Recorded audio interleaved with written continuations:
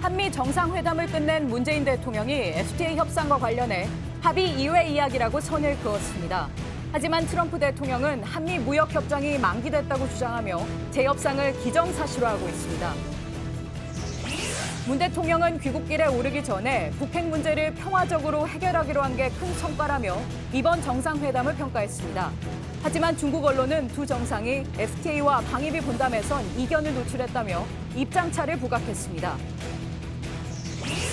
국민의당 제보 조작 사건의 윗선으로 지목된 이준서 전 최고위원 등 당시 검증을 책임졌던 국민의당 관계자들이 내일 잇따라 검찰에 소환됩니다.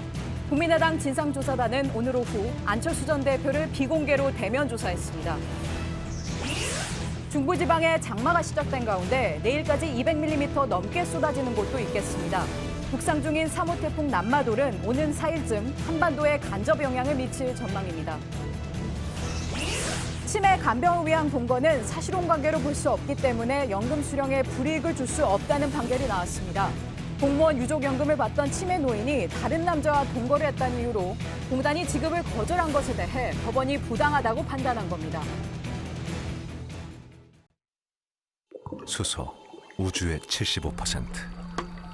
그 무한한 수소로 자동차를 달리게 하다.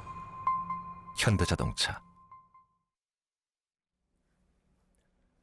시청자 여러분, JTBC 뉴스룸입니다. 문재인 대통령이 미국 방문 일정을 마치고 잠시 후에 귀국합니다.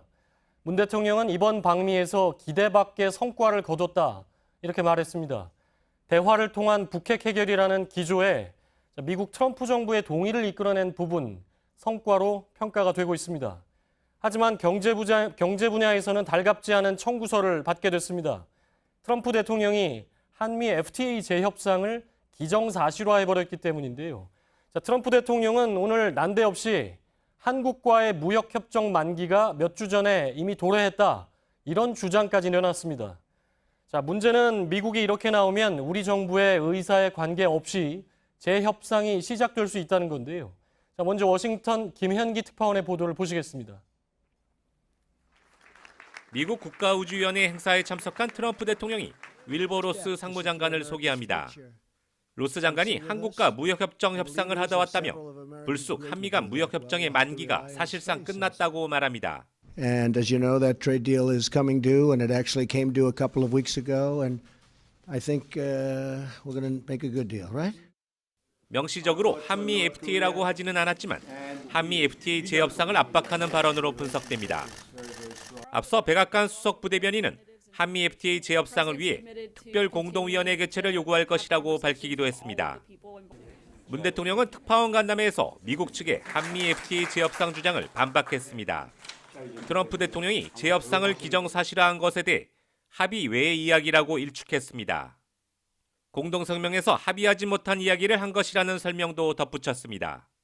문 대통령은 이날 트럼프 대통령의 한미 FTA 재협상 주장이 양국 간에 합의된 게 아니라고 거듭 강조했습니다.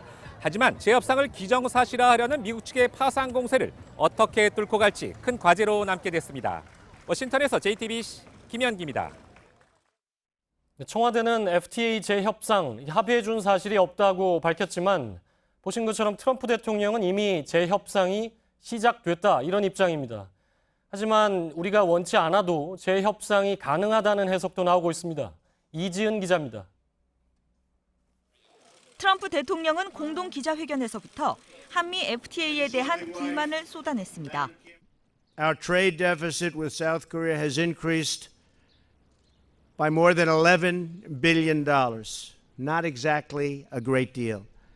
이에 대한 청와대의 공식 반응은 FTA 재협상을 합의한 바 없다는 것이었습니다. 문 대통령의 발언과도 당연히 일치하는데 재협상을 기정사실화하려는 미국 측 의도에 휘말리지 않겠다는 겁니다. 한미 FTA가 이미 만료됐다는 트럼프 대통령의 주장에 대해서도 청와대는 별다른 반응을 보이지 않았습니다. 다만 합의 여부와 무관하게 재협상이 재개될 수 있으니 대비가 필요하다는 지적이 나옵니다. FTA 협정문 개정은 양국 합의 사항이 맞지만 협의 요청은 한쪽이 하면 상대국이 응해야 하는 의무라는 해석이 가능해서입니다. 게다가 FTA 자체가 한쪽이 협정 종료를 통보하면 끝날 수 있는 만큼 협상 준비엔 돌입해야 한다는 충고도 합니다. 협정문 자체를 이력도 고칠 수 없다는 식으로 나가는 것은 오히려 우리의 협상력을 떨어뜨립니다. 한미 FTA 개정 협상 요구를 준비해야 되고 앞서 트럼프 행정부는 북미 자유무역협정 나프타에 대해서도 탈퇴설을 거론하면서 재협상을 이끌어낸 바 있습니다. JTBC 이지은입니다. 네, 지금 보신 것처럼 좋든 싫든 우리 정부와 기업도 한미 FTA 재협상을 준비해야 하는 상황이 돼버렸습니다. 특히나 자동차와 철강 부문의 대책 시급하다는 지적이 나오고 있습니다. 구희령 기자가 취재했습니다. 미국이 겨냥하는 FTA 재협상 1순위는 자동차와 철강입니다. Our trade deficit with South Korea has increased by more than $11 billion. Not exactly a great deal. We talked last night and today about some tough trade issues like autos and steel. 실제로 자동차 분야에서 미국의 무역 적자 폭은 큽니다. 지난해 한국의 자동차 미국 수출액은 미국의 한국 자동차 수출 규모의 9배가 넘습니다. 하지만 한미 FTA 때문에 미국 자동차 산업이 타격을 입었다고 보기는 어렵습니다. FTA 발효 이후 한국 자동차의 미국 수출은 12%가 늘었는데 미국 자동차의 한국 수출은 37%나 증가했습니다. 철강의 경우 FTA와 별개로 한국 업체가 덤핑을 했다면서 미국 정부가 이미 25%까지 관세를 물리고 있는 상황입니다. 그런데도 트럼프 대통령이 자동차와 철강을 굳이 꼽은 것은 자신의 정치적 기반인 미국 제조업 종사자들을 의식했기 때문이라고 전문가들은 입을 모읍니다. 정치적 이유 때문인 만큼 수출 물량을 조절하라는 식으로 미국이 강하게 통상 압박을 할 가능성까지 서둘러 대비해야 한다는 지적입니다. JTBC 구희령입니다. 자, 이처럼 미국은 한미 FTA 재협상이 이미 시작됐다 이런 입장이고 우리 정부는 합의한 바가 없다 이런 입장이죠. 자, 이렇게 한미 양국 정부 입장이 다를 경우에 이게 어떻게 되는 건지 전문가와 자세히 짚어보도록 하겠습니다. 자, 이화여대 로스쿨의 최원목 교수가 스튜디오에 나와 있습니다. 자, 최 교수님 안녕하십니까? 네, 안녕하십니까? 자, 트럼프 대통령은 이미 재협상이 시작됐다 오늘 이렇게 밝혔죠. 근데 FTA 재협상이라는 게 우리 정부가 합의를 안 해줘도 이게 재협상이 가능한 겁니까? 네, 재협상의 개시 자체는 일방의 통보로 개시가 되고요. 예. 다만 이제 30일 이후에 양국 합동위원회라는 절차가 개시가 되는데 그 회기를 열어서 일방이 통보한 날로부터 30일 이후에 이제 개정 협상 논의가 진행되도록 되어 있습니다. 물론 그러니까 우리가 동의를 안 해도 네. 미국이 협상 개시를 통보를 하면 30일 후에는 시작이 된다는 말씀이네요. 네, 물론 예. 그렇게 협상이 되더라도 최종적으로 개정안에 대해서 예. 양측이 합의를 해야만 결국은 이제 새로운 협정 체제로 가는데 예. 협상 개시 자체는 일방의 통보로 분명히 가능하도록 그렇게 되어 있습니다. 그렇군요. 근데 보면 뭐 청와대에서 계속 그렇게 얘기를 하고 있죠. 협상 합의해 준 바가 없다. 뭐 합의해 준 바는 없는 것으로 보이는데 만약에 우리 측에서 거부를 하면 어떻게 됩니까? 거부를 해도 예. 한미 FTA의 22.2조에서요. 예. 22.2조에서 분명히 그 양국 합동위원회 절차는 일방의 통보로 개시되도록 돼 있기 때문에 예. 개정안에 대한 이제 의제를 미국이 올려버리면은 예. 우리는 거기 응해야 됩니다. 그렇지 않으면 한미 FTA 위반이 됩니다. 그렇기 때문에 뭐 우리가 원하는 방향으로 그쪽에 제기하든 안 하든 협상 개정을 위한 그 협의 자체는 우리가 응해야 될 의무가 있는 거죠. 예. 근데 정부가 지금 뭐 개정하는데 합의해 준 적이 없다 이렇게 얘기하는 거는 예. 뭐 그런 요청을 정식으로 미국이 하지 않았으면 좋겠다. 그 협정 개정이 아니고 다른 식으로 문제를 해결했으면 좋겠다. 그런 메시지를 간접적으로 던지는 효과밖에 없다고 생각합니다. 예. 그런데 마치 트럼프 대통령은 마치 이미 만료가 됐다. 그래서 재협상이 시작됐다고 그랬는데 그 부분은 어떤 얘기입니까? 그러니까 이미 지난 4월 18일에 미국 부통령이 우리나라 와서요. 예. 협정을 개혁하고 개정하겠다 그렇게 얘기하고 예. 우리가 그거는 개정 협상을 제의한 게 아니다. 예. 일반적인 얘기다. 그렇게 하니까 또 트럼프 대통령이 바로 로이터 통신과의 회견에서 그걸 확인해 버렸어요. 예. 우리는 개정하겠다. 근데 이번에도 분명히 협상이 개정이 진행 중이다. 더 수위를 높여서 얘기를 하는데도 우리가 예. 개정에 합의해 준 적이 없다. 이렇게 얘기하니까 예. 이제는 이제 트럼프 대통령은 그럼 협정을 파기하는 수밖에 없지 않느냐. 우리가 파기 선언하면 새로운 협정을 위해서 협상을 해야 되니까 그리고 어차피 재협상이 되는 거란 말이에요. 예, 그렇기 예. 때문에 또 파기 선언은 한미 FTA상 일방적인 파기로도 가능하도록 되어 예. 있습니다. 다만 그 효과는 180 이후에 발생하고 그래서 이제 좀 더 강도를 높여서 왜 자꾸만 우리가 정식으로 재협상하겠다는데 무시하느냐 뭐 그런 메시지를 좀 강력하게 던지면서 예. 협정 파기까지도 좀 얘기를 좀 뉘앙스를 비추는 그런 상황이라고 아직 생각합니다. 협정 파기를 공식화한 적은 없는데, 자, 흔히 근데 일반적으로 생각할 때 한미 양국의 FTA 이제 서명을 해서 발효가 된 건데 이게 한쪽이 원한다고 그래서 일방적으로 개정 논의가 시작되고 또 파기까지 가능하다는 게 뭐 사실 쉽게 이해는 안 가는데 이게 다른 나라 예도 있습니까? 그러니까 양자 협정은 일방이 원하지 않으면은 예. 개정 단계로 들어가는 겁니다. 근데 영토 협정이나 이런 거는 예. 한번 확정한 거는 되돌릴 수 없기 때문에 그렇지 않지만 예. 통상 협정은 개정을 원하면은 이제 개정 단계로 들어갈 수밖에 없고 그걸 서로 원하지 않으면 결국 예. 파기하는 수밖에 없는. 그렇군요. 그 다른 나라는 이제 나프타 같은 경우도 대표적인 예죠. 예. 북미 자유무역 협정의 경우는 미국이 일방적인 요청에 의해서 처음에는 협정 파기까지도 들먹이면서 위협을 하니까 멕시코와 캐나다가 결국은 재협상 모드로 수락을 하면서 8월 중순경에는 실제로 재협상이 진행되는 상황으로 지금 전개되고 있습니다. 예. 그래서 일방적인 미국의 요구에 의해서 재협상이 진행된 예다 이렇게 볼 수 있습니다. 나프타가 대표적으로 트럼프 취임 직후에 있었던 일이죠. 네, 그렇습니다. 그래서 그렇게 진행이 됐는데 결국 우리도 그러니까 FTA도 나프타와 같은 모양새를 취하게 됐는데 결국은 우리가 합의를 안 해줬기 때문에 이건 사실이 아니다 이렇게 할 게 아니라 이제 어쩔 수 없이 대책을 세워야 되는데 자 이게 빨리 진행이 된다면 재협상 시작 언제쯤부터 이루어진다고 볼 수가 있을까요?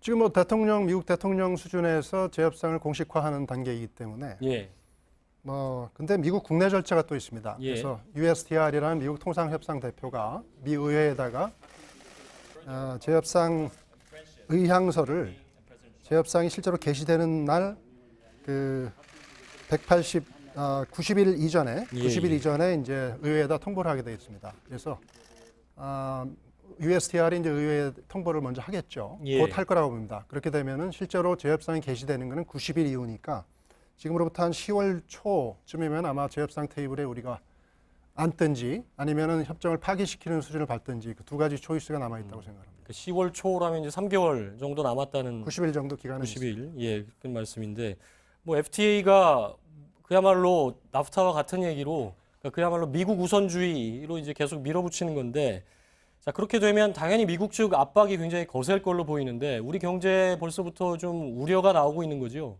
어떤 게 가장 우려가 될까요?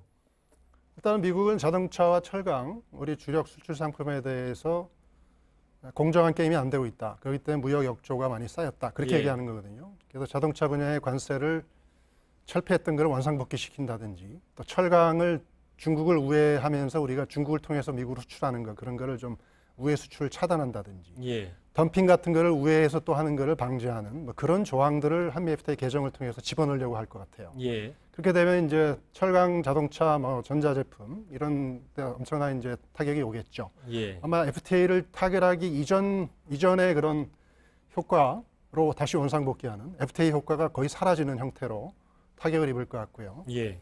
뭐 그게 뭐 많게는 한 연구소에서 발표한 바로는 뭐 향후 한 5년 동안 최대 뭐 19조 원 정도의 수출 손실이 발생한다. 우리 측의 수출 손실이 네. 19조에 달할 수도 있다. 15만 명의 일자리가 손실될 수 있다. 최대로. 근데 뭐 그거는 최대로 잡아서 그렇고요. 그래서 미국이 원하는 거 우리가 막 다 수용한다면 예. 19조 원 정도의 수출 손실, 15만 명의 일자리 손실. 그거는 우리가 각오해야 된다고 예. 생각합니다. 근데 뭐 문재인 정부의 어떻게 보면 슬로건이 일자리 창출, 일자리 늘리기이기 때문에 미국 측의 이런 요구를 일방적으로 뭐 들어주지는 당연히 않겠죠. 당연히 협상이라는 게 진행이 돼봐야 알 텐데, 자 우리 측 피해를 그렇다면 최소화하기 위해서는 어떤 입장, 어떤 노력이 좀 필요할까요? 재협상 우리가 동의한 적이 없다. 예. 뭐 그게 재협상을 막는 방법이 아니고 일방 통보에서 개시되게 돼 있고, 그래서 우리는 그거에도 응하지 않으면 파기되는 수순이니까 그럼 예. 더 큰 이제 손실이 발생하기 때문에 결국은 재협상을 인정을 해야 된다. 그리고 협상 테이블에 앉을 준비를 하고 뭐 양국 간 뭐 FTA 진정한 효과를 뭐 연구하는 조사를 시작 이런 게 사실은 그런 걸 논의할 단계는 아니라고 봅니다. 예. 그래서 지금은 미국이 그런 자동차나 철강에 대해서 무지막지한 요구를 해올 거에 대한 예. 대응으로 우리도 그거에 상응하는 다른 분야에서의 이제 요구 사항을 준비를 해야 되는데 그 상당히 논리적으로 준비를 해야 됩니다. 예. 그래서 그런 작업을 하고 분명히 협상의 우선순위를 정하고 등가 관계에 있는 대안을 마련하고 그런 준비를 해야 되는데 지금 우리는 재협상으로 진입한 것을 인정하지 않는 상황이기 때문에 예. 그런 데 대한 준비가 오히려 좀 뒤처지는 것 같아서 상당히 아쉬운 상황입니다. 예. 그렇군요. 내각도 아직 제대로 구성이 안 된 상황이기 때문에 이 대책이 필요할 걸로 보이는데 자 그렇다면 문재인 정부에서 일단은 아직까지는 청와대에서 합의한 바가 없다는 입장인데 거기서 한 발 나간다면 어떤 입장을 일단 취할 수가 있을까요? 네, 저는 일단 이번 예. 정상회담 때 대통령께서 좀 재협상을 그렇게 원하면 어차피 진행되게 돼 있으니까 우리도 재협상에 응하겠다. 예. 다만 협상 시기를 우리나라 국내 사정이 있으니까 뭐 금년 말로 좀 하다든지 또 양국의 이익 균형을 다시 회복하는 식의 쌍방형 주고받기 협상은 가능한데 일방적으로 예. 미국의 요청을 접수하는 식은 우린 곤란하다든지 예. 그런 원칙 표명을 했어야 된다고 봅니다. 그게 오히려 재협상 시기를 늦출 수 있고 FTA를 살리는 길인데 예. 그런 식으로 대응을 안 하고 우리 재협상 합의한 적이 없다 이렇게 나오면은 저쪽이 더 강하게 나올 수 있거든요. 예. 트럼프 스타일을 보면요. 그래서 그런 거에 대한 좀 예. 준비를 지금부터라도 그걸 공식적으로 인정을 하고 예.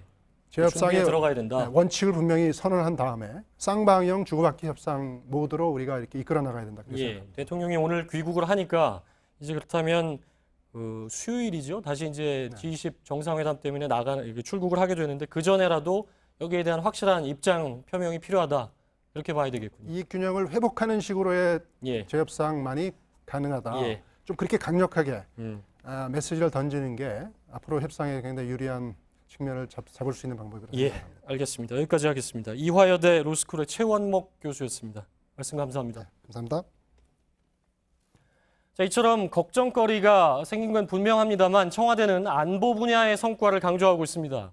최근 북핵과 사드 배치 문제로 불거진 한미 간의 긴장, 이게 어느 정도 해소됐다고 보는 건데요. 자, 대화를 중심으로 한 북핵 문제 해결에도 큰 틀에서 합의했다고 밝혔습니다. 박현주 기자입니다. 문재인 대통령은 한미 양국이 대화와 제재를 병행한 북핵 해법에 합의했다고 밝혔습니다. 또 북한에 대한 적대적 정책을 펼치지 않기로 공동성명에 명시했고 평화적으로 해결하기로 했다고 강조했습니다. 무엇보다도 대화 의문을 열어놓고 평화적으로 해결하기로 한 것은 큰 성과였습니다. 사드 문제와 관련해선 공동성명에 담을 만한 내용은 아니었다면서도 절차적 정당성이 필요하다는 건 미국 측도 당연하게 얘기했다고 말했습니다. 사드 문제에 대해서도 민주적 또 절차적 정당성이 필요하다라는 점에 대해서 미국 정부의 공감을 얻었습니다. 또 사드 환경영향평가가 배치 철회를 위한 수순이 아니냐는 미국 측의 의구심도 해소했다고 밝혔습니다. 민주국가에서 당연히 거치는 절차고 미국도 마찬가지일 것이라고 설명하자 수긍했다는 겁니다. 또 트럼프 대통령이 북한과 가까이 있는 한국이 정세에 대한 감이 더 좋을 것이라고 말했다며 오히려 더 신뢰하는 모습을 보였다고 전했습니다. JTBC 박현주입니다. 자, 이렇게 안보 분야의 성과는 평가를 받고 있는데 문제는 중국과의 관계입니다. 이게 동전의 앞뒷면 같은 게 사드 배치에 대한 미국의 의심을 풀어줬다는 부분이 바로 중국의 반발로 이어질 수 있기 때문입니다. 자, 문재인 대통령도 중국과의 협의는 별개의 과제로 남았다. 이렇게 밝혔습니다. 서복현 기자입니다. 문재인 대통령은 미국 측에 사드와 관련한 절차적 정당성을 강조하면서 사실상 배치를 약속한 걸로 풀이되고 있습니다. 문 대통령은 귀국 직전 특파원 간담회에서 중국과의 협의는 별개 과제로 남았다고 말했습니다. 또 한미 공동성명에는 한미일 3국의 협력을 증진시켜 간다는 내용이 포함됐고 G20에서 한미일 정상회의를 개최하기로 했습니다. 사드 배치와 함께 중국이 예민하게 반응할 수 있는 부분입니다. 문 대통령은 한미일 협력에 대해 북한 문제 대응을 위해 협력하지 않을 수 없다며 중국도 이해할 것으로 생각한다고 말했습니다. 그러면서 중국과 러시아가 포함되는 동북아 다자 안보 체제로 가는 것이 궁극적으로 이루어져야 할 과제라고 밝혔습니다. 한미 정상회담에 대한 중국 언론의 반응은 엇갈렸습니다. 중국 신경보는 문 대통령이 트럼프 대통령과 신뢰 구축에는 성공했지만 FTA와 방위비 분담에선 이견을 노출했다고 했고, 인민일보 해외판은 문 대통령이 사드 배치 과정에서 중국과 충분한 협의를 거치지 않았다는 점을 인정했다고 평가했습니다.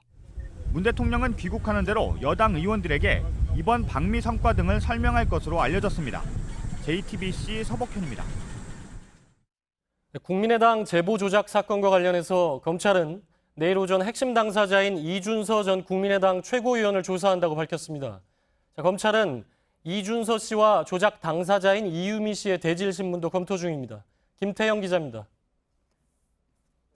검찰이 이준서 전 최고위원을 내일 오전 10시에 피의자 신분으로 소환합니다. 이 전 최고위원은 앞서 구속된 이유미 씨의 진술을 통해 국민의당 증거조작 사건의 윗선으로 지목되었습니다. 검찰은 이 전 최고위원 자택 등에서 확보한 압수물 분석 결과를 토대로 이 전 최고위원이 증거조작을 언제 처음 알았는지 집중 추궁할 방침입니다. 특히 직접 조작을 지시했는지 또는 뒤늦게 사실을 알고도 이를 묵인했는지 등 공모 여부를 확인하기 위해 필요할 경우 이 씨와 이 전 최고위원 간 대질 신문도 검토 중입니다. 검찰은 문준용 씨 취업 특혜 의혹을 직접 발표한 김인원 전 공명선거추진단 부단장과 김성호 전 부단장도 내일 오후 소환합니다. 이들을 상대로 이 전 최고위원으로부터 조작된 제보를 보고받아 발표까지 하게 된 경위를 확인할 계획입니다. 검찰은 또 검증의 최종 책임자였던 이용주 의원과 구속된 이유미 씨에게 구명 요청을 받은 안철수 전 대표 등을 상대로 당 차원의 개입이 있었는지도 살펴보겠다는 입장입니다. JTBC 김태형입니다. 이런 가운데 국민의당에서는 자체 진상조사단이 오늘 안철수 전 대표를 조사했다고 밝혔습니다. 사실상 조사의 마무리 수순인데 그 결과는 내일쯤 공개될 걸로 보입니다. 이화종 기자입니다. 국민의당 김관영 진상조사단장이 오늘 오후 안철수 전 대표를 비공개로 만나 대면 조사를 했습니다. 박주선 비상대책위원장이 오전에 조사 계획을 발표하고 오후엔 바로 조사가 이뤄진 겁니다. 김관영 단장은 어제도 안 전 대표와 수십 분 동안 전화 통화를 한 걸로 알려졌습니다. 이런 조치를 통해 국민의당은 단호한 조사 의지를 강조하려 합니다. 당의 진상조사에는 당 내 특별 수사부가 되어서 성역 없이 조사하고 지휘 고하를 막론해서 조사하겠습니다. 진상조사단은 앞서 김경록 전 대변인과 송강 변호사 등 안 전 대표의 최측근에 대한 조사도 진행했습니다. 그러나 수사권이 없는 상황에서 당의 대면 조사가 진상규명에 어느 정도 도움될지는 미지수입니다. 특히 박 위원장이 안 전 대표를 대면 조사하기도 전에 국민도 속고 국민의당도 속았다며 사건을 이유미 씨 개인 범행으로 규정한 것도 가이드라인이 될 수 있다는 지적이 나옵니다. 한편 박 위원장은 집권 여당이 때를 기다렸다는 듯이 야당 죽이기에 나섰다며 이번 사건에 대한 민주당의 공세도 비판했습니다. JTBC 이화종입니다. 국민의당이 안철수 전 대표를 오늘 조사하면서 자체 조사도 마무리에 들어간 분위기인데요. 조사 결과는 어떻게 나올지 또 안철수 전 대표는 어떤 입장을 내놓을지를 전망해 보겠습니다. 정치부 이윤석 기자가 나와 있습니다. 이윤석 기자, 오늘 안철수 전 대표를 조사단이 조사를 했는데 시간, 장소 모두 공개를 안 했죠? 네, 맞습니다. 김관영 국민의당 진상조사단장이 예. 서울 시내 모처에서 오후 4시부터 약 50분 동안 비공개로 조사를 했다는 것만 공개가 된 상황입니다. 예. 아무래도 직전까지 당의 대선 후보였던 만큼 이 조사를 받는 모습을 공개하는 것에 대해서 좀 조심스러웠던 것으로 보입니다. 예. 근데 안철수 전 대표의 경우에 전화 조사하면 되지 대면 조사가 왜 필요하냐 이런 입장이었다고요? 네, 맞습니다. 이 진상조사단 핵심 관계자로부터 들은 얘기인데요. 이렇게 예. 설명을 했습니다. 이 안 전 대표가 본인과 연관된 사실이 없고 예. 떳떳하기 때문에 대면 조사할 사안이 아니라고 생각했던 것 같다라고 말을 했는데요. 예. 여기에 김관영 단장이 나서서 절차상 원칙은 대면 조사라는 점을 강조했고 결국 예. 안 전 대표도 동의를 했다고 합니다. 또 그에 앞서서 이유미 씨가 안 전 대표에게 구명 문자를 보냈던 사실이 공개가 되지 않았습니까? 예. 이런 부분 역시 영향을 준 것으로 보입니다. 근데 이게 당 내부 조사라는 게 과연 제대로 조사를 하겠느냐 뭐 이런 지적도 있지 않습니까? 오늘 대면 조사에서는 어떤 내용이 주로 얘기가 됐습니까? 네, 맞습니다. 아직까지 구체적으로 나오는 내용은 없는데요. 일단 제일 중요한 건 이 제보 조작 사실을 안 전 대표가 사전에 알고 있었느냐는 부분일 겁니다. 안 전 대표 측은 줄곧 안 전 대표도 피해자란 얘기를 반복하고 있습니다. 때문에 이번 대면 조사에서 새로운 진술이 나올 가능성은 거의 없어 보입니다. 근데 안철수 전 대표가 계속해서 여러 의문점이 이제 추가로 제기가 됐는데 여기에 대해서 나는 모른다 이래버리면 조사단에서 어떻게 달리 방법은 없지 않습니까? 네, 맞습니다. 이건 검찰의 수사가 아니기 때문에 이 이상 더 나아갈 수는 없습니다. 그러다 보니까 이런 한계가 분명히 있음에도 불구하고 대면 조사를 한다고 오늘 대대적으로 기자들한테 알리고 또 전격적으로 반나절 만에 실시한 걸 놓고 이 당 차원에서 좀 빠른 출구 전략을 모색하고 있는 것 아니냐 이런 분석도 나오는 상황입니다. 이 실제로 조사단은 안 전 대표의 대면 조사 결과를 빠르면 내일 중에 발표한다는 계획입니다. 내일 공개하면 사실상 끝나는 건데 안철수 전 대표는 한 번도 입장을 내놓지 않았죠? 네, 맞습니다. 안 전 대표 측도 일단은 조만간 안 전 대표가 입장을 밝힐 것이다 이런 얘기를 하고는 있습니다. 그런데 고민이 좀 있어 보이는데요. 우선 이준서 전 최고위원이 증거 조작 사실을 자신은 전혀 몰랐다라고 주장을 하고 있는데 이 부분이 검찰에서도 밝혀져야 하고요. 또 추가로 의혹이 더 번질 여지가 없어야만 안 전 대표가 국민 앞에 나올 수 있을 것으로 보입니다. 또 안 전 대표를 향해서 정치적 책임을 져야 한다는 목소리도 적지 않은데요. 이 안 전 대표는 이미 의원직도 내놓은 상태이기 때문에 어떻게 정치적 책임을 질지에 대한 보관이 있어야만 무언가 할 말이 생길 텐데 이 부분도 쉽지 않아 보입니다. 그러니까 내일 핵심 당사자에 대한 조사가 있고 또 그 당의 진상조사 결과도 나올 가능성이 크기 때문에 내일이 분수령이 될 수 있다 이렇게 봐야 되겠군요. 정치부 이윤석 기자였습니다. 자유한국당이 새 당대표를 뽑기 위한 현장 투표 그리고 여론조사를 오늘 실시했습니다. 내일은 전당대회를 열어서 새 지도부를 발표할 예정인데 경선에 대한 무관심 또 역대 최저 지지율 때문에 흥행을 기대하기는 어려워 보입니다. 안지현 기자입니다. 내일 자유한국당 전당대회가 열릴 국회 헌정기념관에선 준비하는 손길이 분주합니다. 대형 체육관에서 전대를 열어온 당의 관행을 깨고 내일 전대는 2원으로 진행됩니다. 투표 결과를 국회에서 집계하는 동안 당대표와 최고위원 후보 16명은 경기도에서 감자 캐기 자원봉사를 하고 그러다 최종 결과가 나오면 후보들에게 통보하는 방식입니다. 자유한국당은 이렇게 전대 규모를 줄여 아낀 8억 5천만 원 중 일부를 자선단체에 기부한다는 방침입니다. 발표에 앞서 오늘 선거인단을 대상으로 실시한 현장 투표를 비롯해 이번 전당대회 선거에는 총 5만 5천여 명이 참여해 최종 투표율 25.24%를 기록했습니다. 지난해 전대 때 20.7%보단 높은 투표율입니다. 하지만 이 중 4만 2천여 명은 이번에 처음 도입한 사전 모바일 투표로 참가한 이들이어서 현장 투표 흥행 성적은 더 저조해졌다는 분석입니다. 한편 자유한국당과 보수 적자 경쟁 중인 바른정당은 오늘 정문원 전 의원을 사무총장에 임명했습니다. 내일은 의원총회를 열고 단독 입후보한 김세현 의원을 정책위의장으로 선출할 예정입니다. JTBC 안지연입니다. 이번 주에도 국회에서는 장관 후보자에 대한 인사청문회 계속됩니다. 하지만 지난주에 청문회를 치른 새 후보자의 보고서 채택 여부도 여야가 맞서고 있는 상황에서 아직 결론을 내지 못하고 있습니다. 송지혜 기자입니다. 자유한국당의 교육문화체육관광위와 국방위 그리고 환경노동위 의원들이 기자회견을 열었습니다. 지난주 청문회를 치른 김상곤, 송영무, 조대엽 장관 후보자가 자격이 없다며 지명을 철회하라고 주장하기 위해서입니다. 김 후보자에게 우리 아이들의 교육과 대한민국의 미래를 맡겨서는 안 된다는 확신을 가지게 되었습니다. 조대엽 고용노동부 장관 후보자에 대해선 정의당도 부적격 의견을 내놨습니다. 더 중요한 것은 조대엽 후보자는 고용노동부 장관직을 수행하기에 그 전문성과 현장성 또한 부족하다는 점이 새 후보자에 대한 청문보고서 채택 시한은 내일입니다. 하지만 야당의 반대가 이처럼 강경해 처리가 힘든 상황입니다. 이에 따라 오늘 밤 귀국한 문 대통령은 내일쯤 국회에 보고서 송부를 재요청할 걸로 보입니다. 이 또한 무산될 경우 강경화 장관 때처럼 권한으로 임명할 가능성이 큽니다. 하지만 문 대통령이 오는 5일 G20 정상회의 참석차 또 출국을 앞두고 있어 그 전에 임명이 마무리될지는 미지수입니다. 한편 국회는 내일은 김은경 환경부, 모레는 정현백 여성가족부와 유영민 미래부 장관 후보자에 대한 인사청문회를 엽니다. JTBC 송지혜입니다. 오늘 전국이 장맛비에 흠뻑 젖었습니다. 중부와 강원 충청에는 100mm 안팎의 비가 내렸는데요. 가뭄 때문에 비가 반갑긴 한데 이번 주엔 태풍까지 겹쳐서 단기간에 너무 많은 비가 내릴 가능성이 있습니다. 이제는 비 피해가 걱정입니다. 윤정식 기자입니다. 오늘 장맛비는 중부지방과 강원도에 집중됐습니다.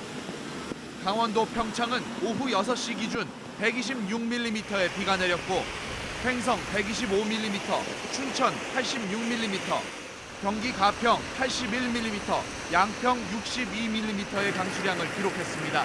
농작물 같은 데도 많이 갈증 해소가 됐습니다.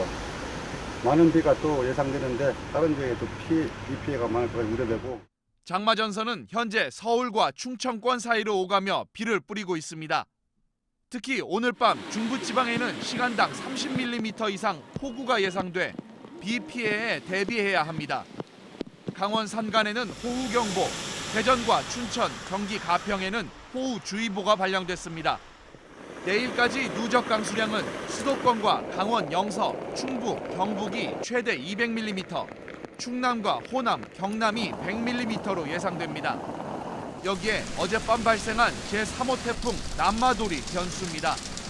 현재 대만 남동쪽 해상에서 북상 중인 남마돌은 4일 새벽 서귀포 남쪽 해상에서 일본 쪽으로 방향을 꺾을 것으로 보입니다. 하지만 이 무렵 한반도에 머무는 장마전선과 만나 당초 예상보다 더 많은 양의 비를 만들어낼 가능성이 있습니다. 장마전선은 이번 주 내내 한반도에 머물다 다음 주 초 북한으로 올라가 잠시 소강 상태를 보일 전망입니다. JTBC 윤정식입니다. 네, 이렇게 장마가 시작됐지만 올해 장마 동안 강수량은 평년보다 적을 것으로 보입니다. 지난해처럼 마른 장마가 되지 않을까 우려되는데요. 그래도 지역에 따라선 집중호우로 피해가 발생할 수도 있습니다. 조민중 기자입니다. 지난해 장마는 우리나라에 16.5일 동안 398.2mm의 비를 쏟았습니다.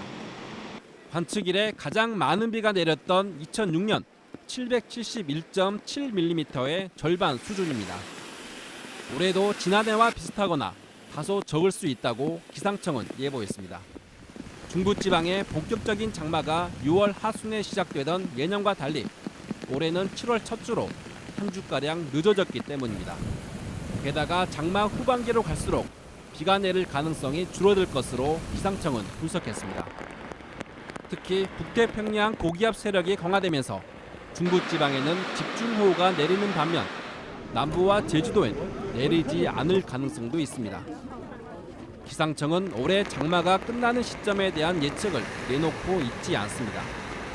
하지만 중부지방을 기준으로 평년엔 7월 25일 무렵, 지난해에는 30일까지 장마가 이어졌습니다. 그나마 장마가 끝난 뒤인 8월에는 비가 평년에 비해 많이 내려 전체적인 강수량이 균형을 찾을 전망입니다. 특히 대기 불안정과 발달한 저기압의 영향으로 국지적인 호우 가능성이 있을 것으로 기상청은 내다봤습니다. JTBC 조민주입니다. 사별한 남편의 공무원 유족연금으로 살던 치매 노인이 다른 노인과 동거를 했다는 이유로 연금을 받지 못하게 됐습니다. 이 동거인은 간병을 해줬는데요. 법원은 치매 간병을 위한 동거를 사실혼으로 볼 수 없다며 연금을 계속 지급하라고 판결했습니다. 이서준 기자입니다. 81살 박모 씨는 1996년도부터 사별한 남편의 공무원 유족 연금을 받으며 생계를 이어왔습니다. 혼자 살던 박 씨는 인근 주민이었던 85살 김모 씨와 서로 의지하며 살았습니다. 2014년부터 박 씨는 치매 증상이 악화되면서 김 씨의 간병을 받기 시작했고 이듬해엔 김 씨가 아예 박 씨 집으로 들어와 동거를 했습니다. 이에 박 씨 아들은 공무원 연금공단에 어머니가 사실혼 관계를 시작했으니 더 이상 숨진 아버지의 유족 연금을 받아선 안 된다고 신고했고 공단은 연금 지급을 끊었습니다. 공무원 연금법에 따르면 공무원의 유족이 재혼을 하거나 사실혼 관계일 경우 권리를 상실한다고 돼 있기 때문입니다. 하지만 박 씨는 치매 간병을 받기 위해 동거를 시작했을 뿐 사실혼 관계가 아니라며 행정소송을 제기했습니다. 법원은 박 씨의 손을 들어주며 박 씨는 치매 증상 악화로 다른 사람의 도움이 절실했던 상황으로 사실혼이 아닌 간병을 위한 동거로 볼 수 있다고 밝혔습니다. 재판부는 박 씨가 김 씨를 이혼시켰다는 등 박 씨 아들의 주장을 인정할 근거도 없다며 공단이 박 씨에게 연금을 계속 지급해야 한다고 결론 냈습니다. JTBC 이서준입니다. 요즘 밤낮 없이 선풍기를 틀고 생활하시는 분들 많을 텐데요. 어제 경기도의 한 아파트에서 반려견을 위해 선풍기를 틀어놓고 외출했다가 불이 났습니다. 실제로 매년 100건이 넘는 화재가 선풍기 때문에 발생하고 있습니다. 오선민 기자입니다. 거실 바닥은 검게 그을렸고 선풍기는 형체를 알아보기 어려울 정도로 탔습니다. 경기도 용인의 한 아파트 건물 2층에서 화재가 발생한 건 어제 오후 5시쯤입니다. 불은 15분 만에 꺼졌지만 연기를 흡입한 인근 주민들이 치료를 받기도 했습니다. 지나가 9대 왔어요. 방송을 했어요. 빨리빨리 대비하고 나오라고. 컴퓨터까지 들고 나온 사람도 있고. 경찰 조사에 따르면 아파트 주인이 반려견이 더울까 봐 선풍기를 틀어놓고 외출한 사이 전기압선으로 불이 난 겁니다. 지난해 여름에는 서울의 한 초등학교에서 교실 벽면에 설치된 선풍기에서 시작된 불로 학생들이 대피하는 소동이 벌어지기도 했습니다. 국민안전처에 따르면 지난 5년 동안 선풍기로 인한 화재는 모두 721건 발생했습니다. 사망자 6명을 포함해 44명의 사상자를 냈습니다. 주로 가정에서 발생했고 전기적 요인이 화재 원인의 절반 이상을 차지했습니다. 선풍기 화재를 원인별로 보면 주로 이동 및 보관상의 문제로 전선 피복이 벗겨져서 합선으로 인해서 발생하는 전기적 원인이 60%로 가장 많고요. 전문가들은 선풍기를 연결한 전선이 꺾이지 않도록 주의하고 타이머 기능을 적절히 활용하는 게 화재를 막는 방법이라고 조언합니다. JTBC 오선민입니다. 2002년 월드컵 때 지역에 지은 경기장 가운데 제대로 활용되지 못하는 곳이 많습니다. 지자체마다 경기장의 활용도를 높이기 위해 머리를 싸매고 있는데요. 좋은 방안을 찾는 공무원에게 특진 조건까지 내걸었습니다. 윤대열 기자입니다. 대구 월드컵 경기장이 텅 비었습니다. 이렇게 경기장이 비어있는 날이 많은데 1년에 100일 정도 됩니다. 내후년부터는 더 심각해집니다. 이곳을 홈 경기장으로 쓰던 대구FC가 전용 구장을 지어 떠나기 때문입니다. 주 고객이 떠나면서 더 많은 날이 비게 되자 경기장 활용 방안에 대한 고민이 깊습니다. 대구시장이 좋은 방안을 가져오는 직원에게 특진까지 내걸 정도입니다. 아예 해외로 눈길을 돌리기도 합니다. 인도어 대회뿐만 아니라 아웃도어 대회까지도 우리가 할 수 있는 시설을 갖췄기 때문에 유럽까지도 저희가 필요하다면은 우리 시설 내어줄 그런 계획도 갖고 있습니다. 광주FC도 대구와 마찬가지로 내년 말 월드컵 경기장을 떠납니다. 광주시는 현재 시민들에게 경기장을 개방하겠다는 계획만 세워놓은 상황입니다. 두 경기장 모두 짓는 데만 수천억 원이 든 매머드급 경기장입니다. 해마다 유지 관리비도 수십억 원씩 들어갑니다. 시민 여가 활용과 수지 개선, 이 두 마리 토끼를 동시에 잡을 수 있는 방안 마련이 절실합니다. JTBC 윤두열입니다. 내일부터 전국 40개 지역에서 주택 대출 규제가 강화됩니다. 6.19 부동산 대책이 실제 적용되는 건데요. 시행을 하루 앞두고 지역에 따라 반응이 엇갈렸습니다. 전다빈 기자가 다녀왔습니다. 내일부터 서울시 전체와 수도권, 부산의 일부 지역 등 40곳에서 대출 규제가 강화됩니다. 집을 담보로 돈을 빌릴 수 있는 한도인 주택담보대출 비율 LTV와 소득에 따라 대출 한도를 정하는 총 부채 상환 비율 DTI가 모두 10%씩 낮아집니다.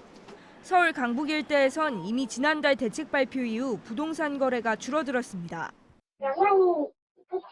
규제 나오고 나서 크게 거래량은 없었거든요. 강북 같은 경우는 실입주자가 더 많고. 하지만 대표적인 투기과열 지역으로 꼽히는 서울 강남은 분위기가 좀 다릅니다. 대출 규제 강화가 바로 내일부터인데도 강남 일대 부동산들은 차분한 분위기입니다. 새로운 대출 규제가 강남 부동산 경기를 꺾지는 못할 거란 전망 때문입니다. 강남 쪽에 이제 오시는 양반들은 여유 자금이 있는 분들이기 때문에 한양을 그렇게 안 미치리라고 봐요. 전문가들은 투기 과열지구를 지정하거나 보유세를 높이는 등 좀 더 강력한 정책이 필요하다고 지적합니다. JTBC 전다빈입니다. 갑질 논란을 빚은 정우현 전 미스터피자 회장이 내일 오전 피의자 신분으로 검찰에 소환됩니다. 검찰은 그동안 미스터피자 본사를 압수수색하고 대표이사 등 임원진을 불러 조사했습니다. 정 전 회장에 대해선 구속영장을 청구하는 방안이 검토되고 있습니다. 죽은 애완견의 악기가 쓰였다며 딸을 살해한 김모 씨에게 법원이 2심에도 1심과 같이 무죄를 선고했습니다. 특정 종교에 심취한 김 씨가 정신병 증상을 보인 점과 전문가 의견을 종합해볼 때 김 씨는 심신미약 상태였다며 이같이 판결했습니다. 환경부가 르노 삼성 자동차 제품에서 배출가스에 영향을 줄 수 있는 수온 센서와 산소 센서 결함이 발견돼 리콜을 한다고 밝혔습니다. 대상 차량은 SM3와 SM5 가솔린과 LPG 모델 QM5, QM6 등 5개 차종으로 2013년부터 2016년까지 제작된 6만 2천여 대입니다. 프로야구 두산의 고위 관계자 A씨가 2013년 10월 플레이오프 1차전을 앞두고 심판 B씨에게 300만 원을 건넨 것으로 확인됐습니다. 두산 측은 B씨가 돈이 급하게 필요하다고 해 개인적으로 빌려줬을 뿐이라고 해명했습니다. 해당 심판은 사건 직후 프로야구에서 퇴출됐지만 논란은 계속되고 있습니다. 네, 20세기 한국 영화사를 대표하는 배우 가운데 한 명이죠. 배우 김지미 씨가 올해로 데뷔 60주년을 맞았습니다. 그동안 700편의 영화에서 700가지 인생을 살았다는데요. 서여정 기자가 만나봤습니다. 김기영 감독의 눈에 띄어 길거리 캐스팅으로 데뷔했던 17살 때부터 그녀는 스타였습니다. 헐리우드 고전 스타들의 느낌이죠. 그때 이제 비비안이나 뭐 이렇게 리즈 테일러 같은 배우가 가지고 있는 약간 그런 서구적인 느낌인데, 때론 사랑하는 사람에게 버림받은 비련의 주인공이었고, 이대는 미칠 것만 같아요. 때론 전쟁통에 잃어버린 아들을 외면하고 뒤돌아 눈물 흘리는 엄마였습니다. 그녀의 눈물은 현대사의 굴곡을 온몸으로 견뎌낸 여성들의 삶을 그대로 보여줍니다. 올해로 데뷔 60년, 영화 인생 환갑을 맞은 김지미는 혼이 있는 영화를 하고 싶었다고 말했습니다. 700편의 영화의 주인공으로는 700가지의 인생을 살았다고 볼 수 있거든요. 이장호 감독의 명작 끼꼬 소녀를 마지막으로 스크린을 떠난 지도 벌써 25년의 시간이 흘렀습니다. 아직도 철이 안 났어요. 배우로서 연기도 아직 부족했고 완성됐다고 생각을 안 하기 때문에. 한국영상자료원은 다음 달 12일까지 매혹의 배우 김지미 특별전을 열고 길소뜸과 티켓, 비구니 등 출연작 20편을 무료로 상영합니다. JTBC 서유정입니다. 체조에서 도마의 신으로 불리는 양학선 선수가 3년 만에 세계 선수권 무대에 서게 됐습니다. 부상 속에서도 자신의 이름을 딴 양학선 기술을 선보이며 국가대표로 뽑혔습니다. 전효희 기자입니다. 거침없는 도움닫기 후 날아오른 양학선은 세 바퀴 1080도를 돌았습니다. 2012년 런던 올림픽에서 썼던 고난도 양학선 기술이었습니다. 착지에서 반발짝을 움직였지만 이틀 연속 도마 1위에 오르는 데는 문제가 되지 않았습니다. 양학선은 도마에서 압도적인 성적을 거두며 추천 선수로 태극마크를 달았습니다. 10월 캐나다 몬트리올에서 열리는 세계 선수권에도 3년 만에 출전합니다. 양학선은 2012년 올림픽과 2013년 세계 선수권에서 정상에 서며 도마의 신이라는 별명을 얻었습니다. 하지만 2014년부터 크고 작은 부상에 시달렸고 지난해에는 아킬레스건이 끊어져 리우 올림픽에 나가지 못했습니다. 일단은 다 내려놨어요. 네. 진짜 올림픽도 그냥 보다가 안 볼 정도로 그 정도로 그냥 마음 비워내고요. 재활 훈련에 매진했지만 이번 선발전에서도 오른쪽 발목이 좋지 않아 두꺼운 테이핑을 하고 출전했습니다. 집중력으로 버텼습니다. 진짜 너무 아팠습니다. 투혼으로 무장한 양학선은 자신의 이름을 딴 기술로 통산 3번째 세계선수권 금메달을 노립니다. JTBC 전영입니다. 네, 오늘 비가 꽤 왔는데요. 오늘 밤부터 내일 새벽까지 중부지방에는 호우 예비특보가 내려져 있습니다. 밤새 수도권과 강원 영서 등에는 100에서 200mm가 더 올 것으로 예상됩니다. JTBC 뉴스룸을 마치겠습니다. 시청해주신 여러분 고맙습니다.